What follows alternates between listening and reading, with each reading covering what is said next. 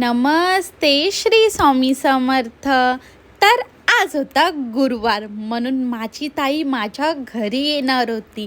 मग आम्ही दोघं पण जाणार होतो मठामध्ये। ही आहे माझी लाडकी बहीण आणि हा आहे माझा आगाऊ गणू। आता झोपून उठलेला मी याला बोलले की चल ना आमच्या सोबत मठामध्ये। तो बोलला नको, आता झोपून उठलोय ना, मला एवढं फ्रेश नाही वाटत आहे।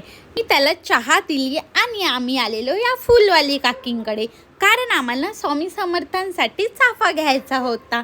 इकडे माझी ताई आणि मी मठामध्ये जायला निघालेलो। माझी ताई मठाच्या इथूनच घरी जाणार होती, कारण तिला लेट पण होत होता। ती घरी बोलून आलेली की मी लवकर येईन। माझी बहीण घरी आली ना की आमचा टाइम कसं जातो ना आम्हालाच कळत नाही, म्हणून आम्हाला ना मठामध्ये यायला पण उशीर झाला। आणि इकडे एवढी गर्दी होती आज मठामध्ये, कारण आज क्रिसमस पण होता आणि गुरुवार पण होता। इकडे आम्ही पाय पण धुवून घेतलेले। माझी ताई त्या ठिकाणी राहते, तिथे मठच नाही, म्हणून ताईला आमच्या इथे यावं लागतं।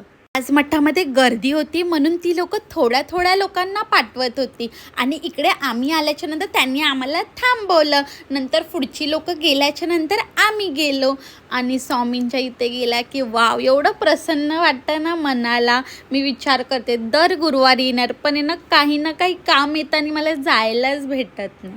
ताईमुळे आज गुरुवारचं मठात जायला पण भेटलं। आणि इकडे एवढी लोक आलेली आज पाया पडायला, आणि आम्ही पण पाया पडून तिकडे थोडा वेळ बसलेलो। आणि इकडे गाय वासरूची एवढी छान मूर्ती आणलेली ना। नंतर आम्हाला प्रसादमध्ये केळं दिलं। मी माझ्या मोठ्या ताईकडे गेली आणि तिकडून येताना जर मला उशीर झाला की माझा चेहरा कसा उतरतो तसा सेम माझ्या ताईचा चेहरा सुद्धा उतरलेला होता। मला वाटायचं माझाच नवरा डेंजर आहे, इकडे तर सर्वांचेच नवरे डेंजर असतात। इकडे आता ताईची बस आलेली आणि ताई बसमध्ये बसून निघालेली। मी विचार केलेला ताई बरोबर काहीतरी बाहेरचं मस्त खाईन, पण ताईचं पोट एवढं भरलेलं, मला बोलते मी काही नाही खाणार, तू खा। मी बोलली तू पण नाही खाणार, मी एकटी खाऊन काय करू। फर्स्ट टाइम असं झालं, आम्ही बहिणी भेटलो आणि पाणीपुरी खाल्ली नाही। नंतर मी तिला बाय करून तर आलेली। मग इकडे आली मी भाजी मार्केटमध्ये, कारण इकडे गुरुवारचा एवढा छान मार्केट बसतो ना। एवढी फ्रेश भाजी ना, थोडी महाग असते पण फ्रेश भेटते। घरी आल्याच्या नंतर पाय धुवायला गेली नाही की गणूने थैलीमधून काढून वटाणे पण खाल्ले। माझ्या गणूला हे कच्चे वटाणे खूप आवडतात।